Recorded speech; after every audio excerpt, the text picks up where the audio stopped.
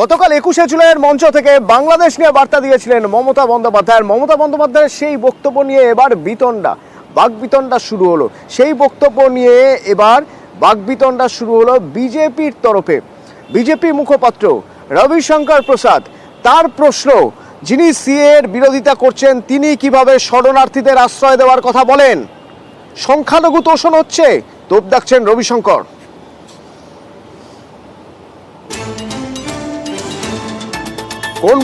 কোন বক্তব্যের প্রেক্ষিতে বিজেপি মুখপাত্র রবিশঙ্কর প্রসাদ একথা বলছেন?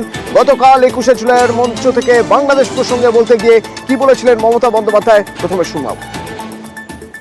বাংলাদেশে নিয়ে যদি আপনাদের কোনো পরিবার থাকে, পরিজন থাকে, যদি কোনো সহযোগিতার দরকার হয়, আমি বাংলাদেশ নিয়ে কোনো কথা বলতে পারি না। যা বলার ইন্ডিয়া গভর্নমেন্ট বলবে। অসহায় মানুষ যদি বাংলায় দরজা খটখটানি করে, আমরা তাদের আশ্রয় নিশ্চয়ই দেব। এটা ইউনাইটেড নেশনসের একটা রেজুলেশন আছে।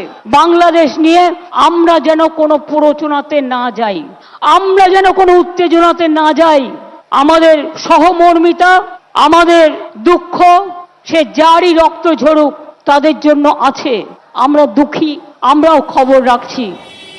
বাংলাদেশের অসহায় কেউ যদি দরজা খটখট করে তাহলে তাকে আশ্রয় দিতে হবে। এই বক্তব্যের প্রেক্ষিতে রবিশঙ্কর প্রসাদ প্রশ্ন তুলছেন, আজ যিনি সিএ এর বিরোধিতা করেন তিনি কি করে অনুপ্রবেশকারীদের শরণার্থীদের আশ্রয় দেওয়ার কথা বলেন? ममता जी ने सीए का हमेशा विरोध किया है, जबकि सीए का कोई संबंध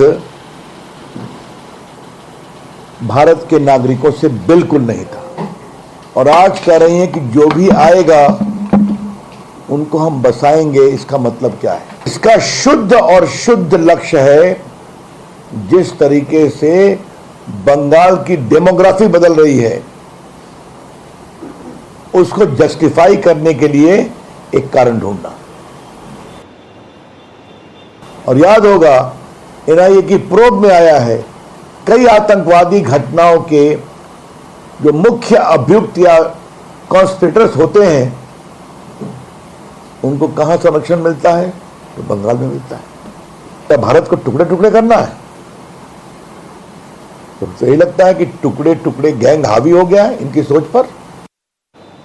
তৃণমূল নেতা শান্তনু সেন আমার সঙ্গে ফোনে রয়েছেন। শান্তনুদা, আপনি শুনলেন রবিশঙ্কর প্রসাদের বক্তব্য। বলছেন যে বাংলার ডেমোগ্রাফি বদলে যাচ্ছে এবং সেই বদলে যাওয়া ডেমোগ্রাফিকে জাস্টিফাই করার জন্য এই কথা বলা হচ্ছে। আপনি কি বলবেন? যারা দেশকে সুরক্ষিত রাখতে পারে না, যারা এখনো দেশের মধ্যে আতঙ্কবাদীদের আক্রমণ সামলাতে পারে না, যারা পাকিস্তানে আগ্রাসন কাশ্মীরের বুকে এখনো আটকাতে পারে না, বা চীনের আগ্রাসন অরুণাচল প্রদেশে আটকাতে পারে না, তারা বড় বড় কথা বলছেন। আমাদের নেত্রী পরিষ্কার করে বলেছেন, ইউনাইটেড নেশনসে একটা স্টেটমেন্ট আছে, কেউ বিপদে পড়ে যদি অন্য কারোর কাছে আশ্রয় নেয় তাকে সে আশ্রয় দিতে পারে। বাংলাদেশে যে ঘটনা আমরা দেখছি সেই জায়গায় দাঁড়িয়ে সাময়িকভাবে কেউ যদি আসতে চায়, ইতিমধ্যে আপনারা দেখেছেন যে হিলি বর্ডার পেরিয়ে অনেকে আমাদের রাজ্যে এসেছে এবং আমাদের রাজ্যে তারা যাতে সুরক্ষিতভাবে আসতে পারে, তারা ঠিকভাবে যাতে থাকতে পারে তার ব্যবস্থা করা হয়েছে। এটা একটা এমার্জেন্সি সিচুয়েশন, এর সাথে অন্য কিছুর তুলনা হয় না। বিজেপি যেটা করে সেটা ধর্মের ভিত্তিতে করে, সেটা কোনো মানুষকে শেল্টার দেওয়ার মানসিকতা নিয়ে তারা করে না। তারা ধর্মের ভিত্তিতে, জাতপাতের ভিত্তিতে ভেদাভেদে রাজনীতি করতে চায়। আর মমতা ব্যানার্জি যেটা বলেছেন সেটার সাথে এর কোনো সম্পর্ক নেই। ধন্যবাদ।